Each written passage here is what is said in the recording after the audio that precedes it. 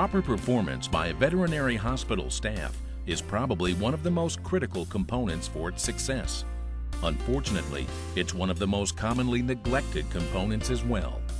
Finding, developing, and retaining quality hospital staff members is a critical strategic issue in today's employment environment. A recent article in DVM magazine cited a DVM news magazine State of the Veterinary Profession survey as showing employee retention to be the #2 most pressing issue facing veterinary medicine today.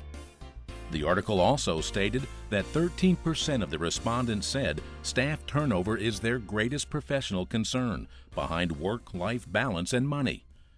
What about your hospital? Do you have difficulty maintaining a high-performing and motivated staff? Is staff turnover an issue?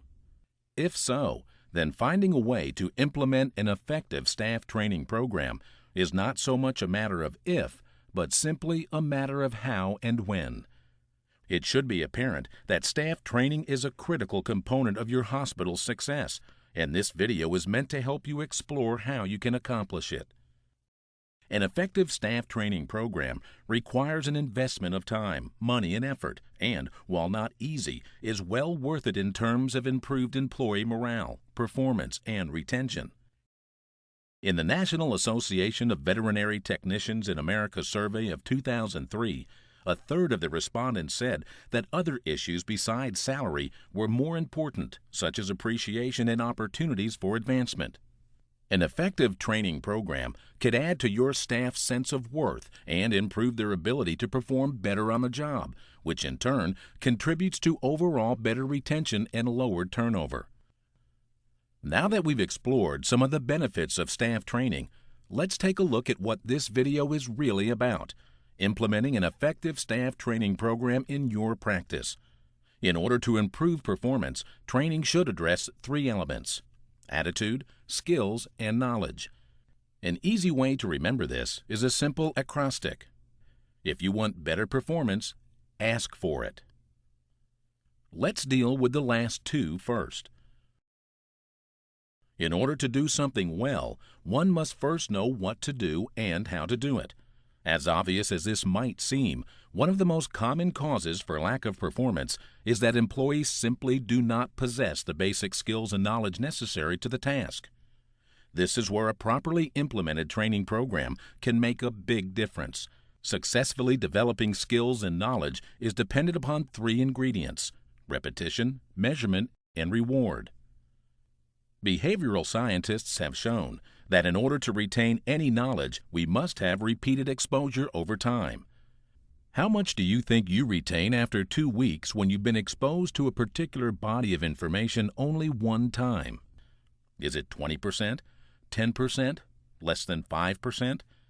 Would you believe that on average, 2 weeks following a single exposure to information, you retain only 2% of what you learned? The good news is that with repetition, that statistic improves dramatically.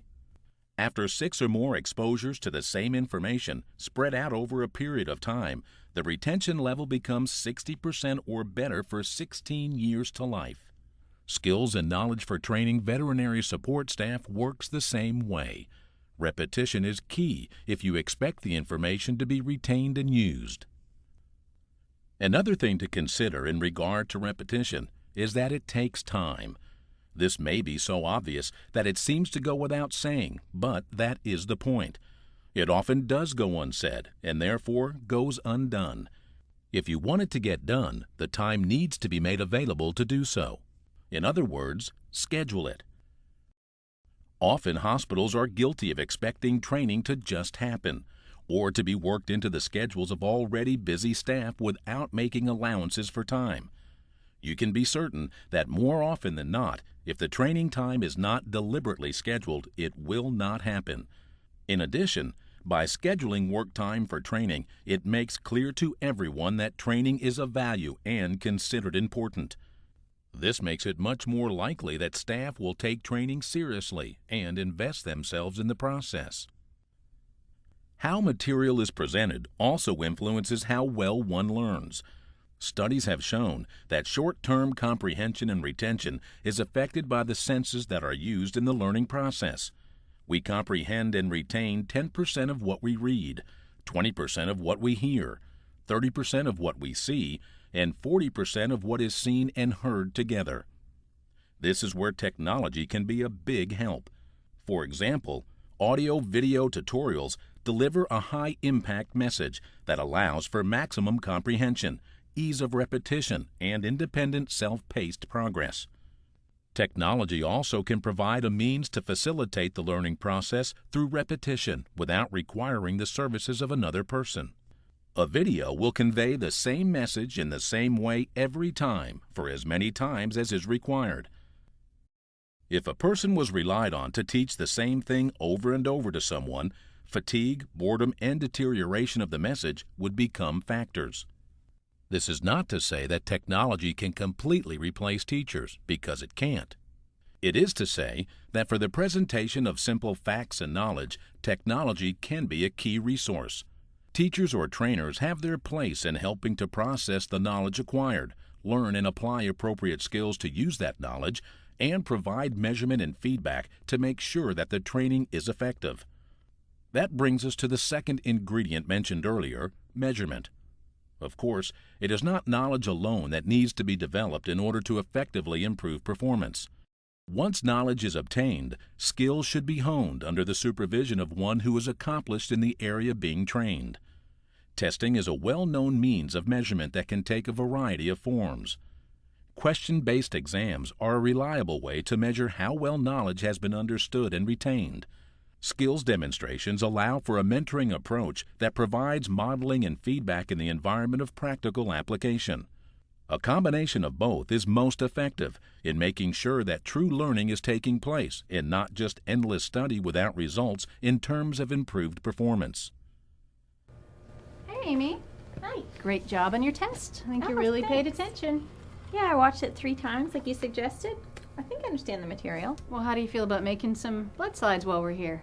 I guess I'll give it a try. Good. So we shake it. And we pull it off. And then just squeeze it on there. Yeah, squeeze it on there. You could use a pipette if you needed to. Okay. Good. That's perfect. Is that what it's supposed to look like? Not exactly, but don't worry. You'll get it next time. It just takes some practice. Okay. Another benefit of measurement is accountability.